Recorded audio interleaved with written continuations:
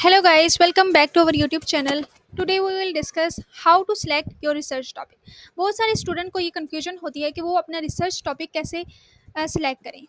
इस वीडियो में हम ये क्लियर करेंगे कि कैसे कौन से इंपॉर्टेंट स्टेप्स हैं जिसकी वजह से आप अपना रिसर्च टॉपिक सिलेक्ट कर सकते हैं. So let's start. Important steps क्या हैं कि identify the attributes of a good research topic. आपने कोई भी रिसर्च टॉपिक सिलेक्ट करना है, जिसको आइडेंटिफाई करना है, तो आपने उसके एट्रीब्यूट्स, उसके कैरेक्टरिस्टिक्स, उसकी गुड क्वालिटीज़ जो हैं उसको आइडेंटिफाई करना है. उसके बाद generating idea that help you select a suitable topic. आप ऐसे आइडियाज़ जनरेट करने हैं जिसकी वजह से आपको हेल्प आउट करे कि सूटेबल टॉपिक्स क्या हैं. आपने 2 3 या 4 5 आइडियाज़ जनरेट कर लेने हैं जो कि आपको एक सूटेबल जो है टॉपिक सिलेक्ट करने में हेल्प आउट करें. Turning ideas into clear research question and objective. यानी कि आपने जो आइडियाज़ जनरेट किए होते हैं उनको आपने रिसर्च क्वेश्चन और ऑब्जेक्टिव में कन्वर्ट कर देना है. तो ये एक तरह से आपको एक सॉलिड बाउंडिंग जो है वो बैकग्राउंड जो है वो दे देगा, जिसकी वजह से आप एक अच्छा रिसर्च टॉपिक फाइंड आउट कर सकते हैं. उसके बाद आपने रिसर्च प्रपोजल लिखना होता है एंड में. जब आप एक टॉपिक सेलेक्ट कर लेते हैं उसके बाद आपने एक रिसर्च प्रपोजल लिख लेना होता है. वो मैं आपको नेक्स्ट वीडियो में सिखाऊंगी कि आपने रिसर्च प्रपोजल कैसे लिखना है. अब एक एट्रीब्यूट्स हमें कैसे पता चलेंगे गुड रिसर्च टॉपिक के. पहला एट्रीब्यूट्स क्या होता है, इज़ इट फीजिबल. क्या ये फीजिबल है. Are you interested by the topic. आपने ये क्वेश्चन देखने हैं कोई भी टॉपिक सेलेक्ट करने के बाद कि are you interested by the topic. आप जो टॉपिक सेलेक्ट कर रहे हैं वो आप इंटरेस्टेड भी हैं उस टॉपिक को करने में या नहीं. क्योंकि बहुत सारे जो स्टूडेंट हैं वो ऐसा टॉपिक सेलेक्ट कर लेते हैं जिसमें उनकी कोई इंटरेस्ट नहीं होता, वो उसमें कोई उनकी कोई लगाव नहीं होता, जिसकी वजह से वो अ, बहुत बैडली उस रिसर्च पेपर को लिखते हैं. फिर do you have the necessary research skill. यानी कि आपने कोई ऐसा रिसर्च स्किल्स पढ़े हैं जिसकी वजह से आपको पता चले कि रिसर्च कैसे कंडक्ट की जाती है या रिसर्च टॉपिक कैसे सिलेक्ट किया करना. क्योंकि आप जब तक पढ़ेंगे नहीं कि आपने कैसे रिसर्च टॉपिक सिलेक्ट करना है या कैसे रिसर्च लिखना है, तो तब तक आप रिसर्च टॉपिक सिलेक्ट नहीं कर सकते. Can you complete the project in the timeline available. यानी कि आपने ये भी देखना है कि जो आपने टॉपिक सेलेक्ट किया है या आपने कोई प्रोजेक्ट लिया है उसको आप टाइम जो अवेलेबल है आपके पास 2 या 3 महीने, उसमें आप वो कंप्लीट कर सकते हैं या नहीं. Will the research still be the current when you finish. यानी कि आप देखें कि वो ऐसा रिसर्च हो जो कि आपके करंट सिनेरियो से रिलेट हो, वर्ड टू वर्ड रिलेशन से रिलेट करता हो. ऐसा टॉपिक नहीं लेना जो कि आपको बाद में कोई फ़ायदेमंद ही ना हो, या कोई भी ऐसा जो ऑडियंस है वो आपके पास अवेलेबल ही ना हो करंट में. तो आपने ऐसा टॉपिक लेना है जो कि हर तरह की ऑडियंस के साथ या आपके के लिए अवेलेबल हो. Do you have the sufficient financial and other resources. आपने ये भी देखना है कि जो आपने टॉपिक सेलेक्ट किया है वो ऐसा हो कि जो आपकी फाइनेंशियल जो कंडीशन है या आपके जो रिसोर्सेज हैं वो आपके पास अवेलेबल हैं कि नहीं. या कोई ऐसा रिसर्च टॉपिक ना ले लें जिसमें आपको बहुत ज़्यादा इंटरव्यूज़ लेने पड़े, बहुत ज़्यादा क्वेश्चन एयर देने पड़े. क्योंकि 2 और 300 जो हैं क्वेश्चन एयर लेने पड़ते हैं जब हम क्वान्टिटेटिव रिसर्च करते हैं. तो आप ये भी देखिए कि आप वो ऐसे अदर रिसोर्सेज हैं जिसकी वजह से आप ये चीज़ कंडक्ट कर सकते हैं या नहीं. Will you be able to gain access to data. जो आपके पास जो आपने रिसर्च सेलेक्ट किया है, क्या आपके पास जो डाटा है वो आपने उसको पे फुल एक्सेस है कि नहीं. आप जो डाटा लेंगे जिससे आपने अपनी रिसर्च कंडक्ट करनी है, क्या वो आपके पास अवेलेबल है कि नहीं, या आपने सारे क्वेश्चन देखने हैं. नेक्स्ट जो एट्रीब्यूट है वो है appropriateness. Is it worth while. Does it made the examining standard be meet. यानी कि आपने पहला क्वेश्चन ये करना है कि ये वर्थ वाइल है कि नहीं. क्या ये एग्जामिनर जो है आपके उसके स्टैंडर्ड पे मीट करता है या नहीं है. क्या आपने ऐसा रिसर्च टॉपिक तो नहीं सिलेक्ट कर लिया जो कि वो एग्जामिनर की स्टैंडर्ड पे मीट ही नहीं करता हो. Does the topic contain issue with clear links to theory. अब जो आपने टॉपिक सेलेक्ट किया है या आपने कोई थेरी सेलेक्ट की है वो दोनों आपस में जो क्लियर लिंक्स हैं वो उसको फाइंड करता है या नहीं. आपने जो थेरी ली होती है या रिसर्च मेथोडोलॉजी ली होती है वो आपके टॉपिक के साथ रिलेट कर रही है या नहीं, या आपने दोनों चीज़ें देखनी होती है. Are the research question and objective clearly stated. यानी कि आपने ये देखना है कि जो आपने रिसर्च टॉपिक लिया है वो उसमें क्वेश्चन जो ऑब्जेक्टिव्स हैं वो क्लियरली स्टेट हो सकते हैं या नहीं. क्या आपके माइंड में ये क्लियर आइडिया आ रहा है कि वो जो रिसर्च क्वेश्चंस हैं और ऑब्जेक्टिव्स हैं वो क्लियरली स्टेट हो सकते हैं. Will the proposed research provide fresh insight into the topic. आपने जो प्रपोज रिसर्च किया है कि वो आपको जो आइडिया है वो टॉपिक आपको बता रहा है या नहीं. यानी कि इसका मतलब ये है कि जो आपने प्रपोज रिसर्च किया है, आपने कोई आइडिया जनरेट किया है, वो आपको टॉपिक की तरफ लेके जा रहा है या नहीं. या कोई ऐसा आइडिया जो आपको टॉपिक की तरफ लेके जा रहा है उसके जो क्वेश्चन और रिसर्च ऑब्जेक्टिव्स हैं वो क्लियरली स्टेट हो रहे हैं या नहीं। Are the finding likely to be symmetrical, यानी कि सिमेट्रिकल ये है कि आपकी जो लॉजिकल में हो, सीक्वेंस में हो, वो जो आपकी आपने आइडिया बनाया, ब्रेनस्टॉर्मिंग की है, उसमें आपने आपने देखना है कि रिसर्च जो है सिमेट्रिकल है या नहीं। Generating research idea useful techniques, आपने यूजफुल टेक्निक्स लेनी है जिसमें आपने जनरेट करना है आइडियाज़ को रिसर्च में। रैशनल थिंकिंग, आपने रैशनल थिंकिंग करनी है, आपने सोचना है, आपने अपने दिमाग पे दबाव डालना है कि उसमें देखना है कि आपका रिसर्च जो टॉपिक है वो आप जो रिसर्च टॉपिक है वो सही भी है या नहीं। आपने रैशनल थिंकिंग करनी है, उसके लिंक करने हैं, उसमें आपने एग्जामिन करना है योर ओन स्ट्रेंथ, वीकनेसेस और इंटरेस्ट। आपने ये देखना है कि आपकी जो वीकनेसेस हैं, आपकी स्ट्रेंथ है और इंटरेस्ट है, वो मीट करता है आपके टॉपिक के साथ या नहीं। Look at the past project titles, good और प्रोजेक्ट्स। आपने ये देखना है कि जो रिसर्च पेपर आपने लिया है उसके लिटरेचर रिव्यू आपने देखने हैं, उस पर जो प्रीवियस वर्क हुआ है उसको भी आपने देखना है, उस पर जो पास्ट प्रोजेक्ट हुए हैं उसमें देखना है कि रिसर्च क्या है, क्या आप क्या उसको फिल आउट कर सकते हैं या नहीं। फिर उसके बाद आपने देखना है कि डिस्कशन क्या है। डिस्कशन आपने अपनी करनी है कोलीग के साथ, उसके बाद पीयर ट्यूटर्स के साथ, प्रोफेशनल ग्रुप्स के साथ, अपने रैशनल थिंकिंग करके उनके साथ डिस्कशन करके देखना है। और आपने रिसर्च करना है लिटरेचर को, सर्च करके आपने लिटरेचर को देखना है, स्कैनिंग करनी है मीडिया पे कि कौन कौन सी चीज़ अवेलेबल है आपकी। ये सारा कुछ रैशनल थिंकिंग में आ जाएगा।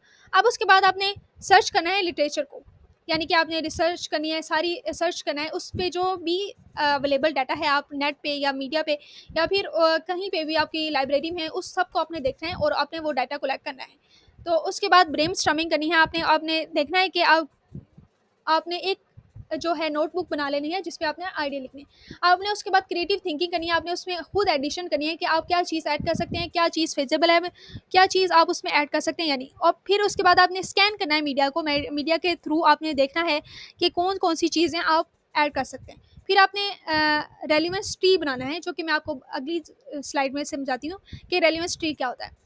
फिर उसके बाद आपने एक्सप्लोर करना है पास्ट प्रोजेक्ट, जो कि मैंने आपने पहले बताया कि आपने लिटरेचर रिव्यू के लिए भी आपने पास्ट प्रोजेक्ट्स देखने होते हैं कि उस पर पहले से काम क्या हो सकता है। फिर उसके बाद आपने डिस्कशन देखनी है। फिर उसके बाद आपने कीपिंग एन आइडिया नोटबुक, ये ज़रूरी होता है कि किसी भी रिसर्च प्रोसेस में कि आपने एक आइडिया बुक देखनी होती है, उसमें आपने ब्रेनस्टॉर्मिंग लिखनी होती है, अपनी रैशनल थिंकिंग लिखनी होती है, आपने जो रिसर्च की होती है लिटरेचर पे और ब्रेनस्टॉर्मिंग की होती है वो आपने एक नोटबुक में नोट कर ले लेते हैं। फिर उसके बाद आपने एक्सप्लोर करना होता है personal reference using past projects. अब आपने ये देखना है कि आपके पर्सनल प्रेफरेंस क्या है, आपकी आप किस चीज़ पे एम्फेसिस करें। आपने पहले 6 प्रोजेक्ट्स जो है उन्हें सेलेक्ट कर लेना है, जो कि उसमें आपने 3 क्वेश्चन करने हैं। ऐसे 6 प्रोजेक्ट्स बना लेने हैं जो कि आप पसंद करते हैं, यानी कोई से भी 6 आइडियाज़ जो आपको लगता है कि आप इन पे रिसर्च कर सकते हैं, आप उसको पसंद करते हैं। तो आपने इसमें देखना है कि क्या चीज़ उस प्रोजेक्ट में आपको अपील कर दिया, आपको अच्छा लग रहा है। What is good about the project, आपने ये क्वेश्चन करना है कि क्या चीज़ उस प्रोजेक्ट में गुड है। Why is the project good, आपने ये तीनों क्वेश्चन करने हैं, उन तीनों क्वेश्चन को 6 प्रोजेक्ट्स पे लिखना है।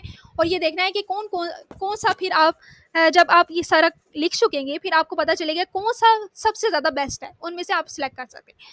फिर उसके बाद आपने ये लिखना है कि select 3 projects that you do not like, आपने ऐसे प्रोजेक्ट्स लिखने हैं जो कि आप बिल्कुल पसंद नहीं करते। 3 उनके भी क्वेश्चन लिखने हैं कि आप उस प्रोजेक्ट में क्यों डिसलाइक कर रहे हैं, आपने वो बैड प्रोजेक्ट वो उसमें उस प्रोजेक्ट में क्या चीज़ बैड है, why is the project bad. आपने ये क्वेश्चन भी लिखने हैं उन पे, जिससे आपको ये पता चलेगा कि उस प्रोजेक्ट में क्या चीज़ बैड है और क्या चीज़ गैप है उसमें प्रोजेक्ट में। Next is relevance gap.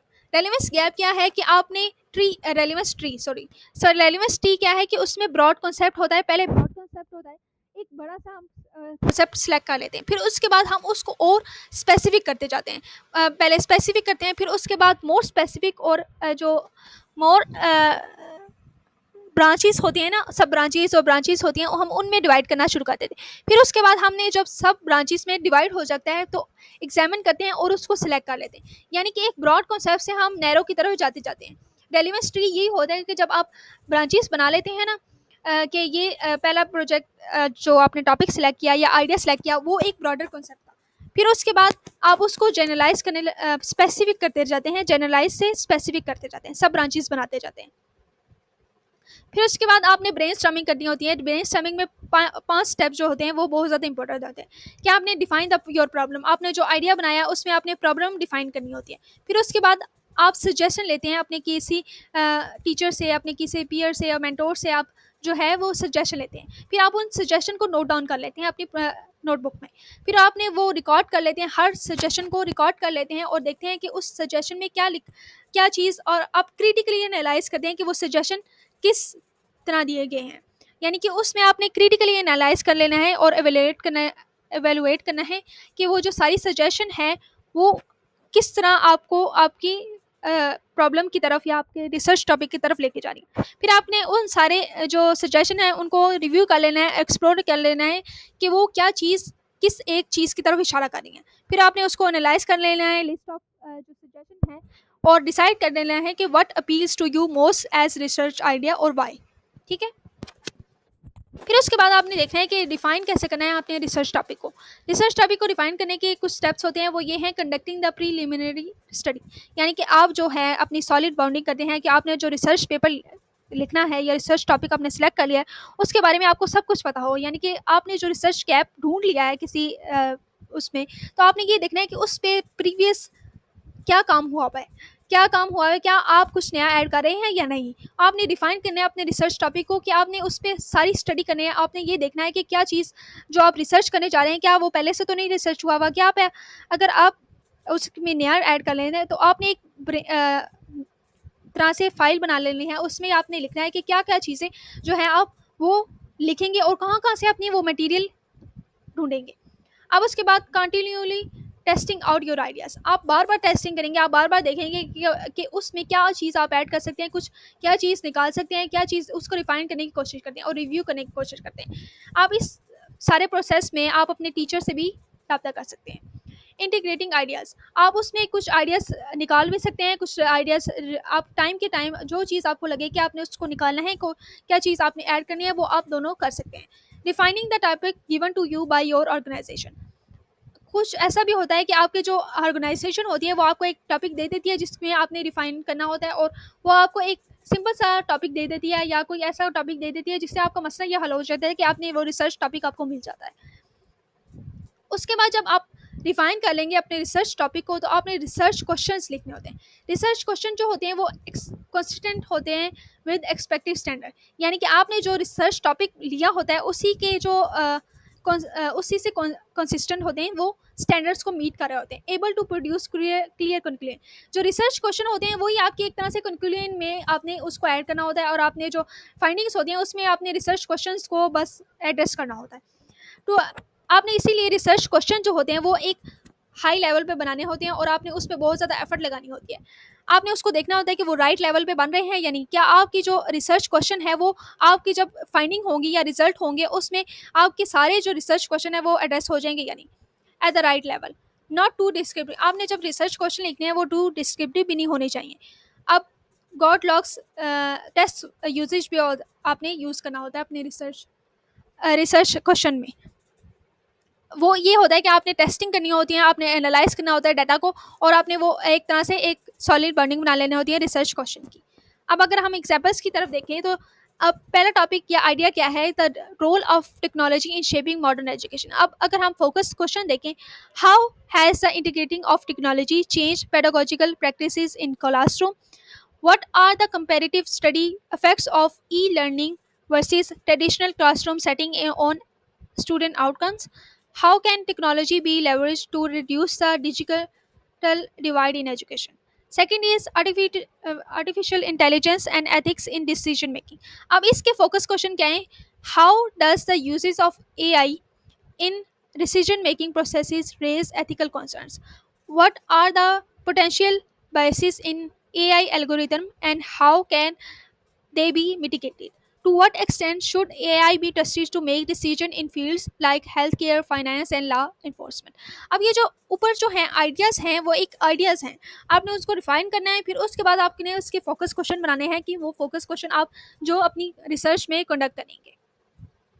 Thank you for watching. If you like this video, share and subscribe.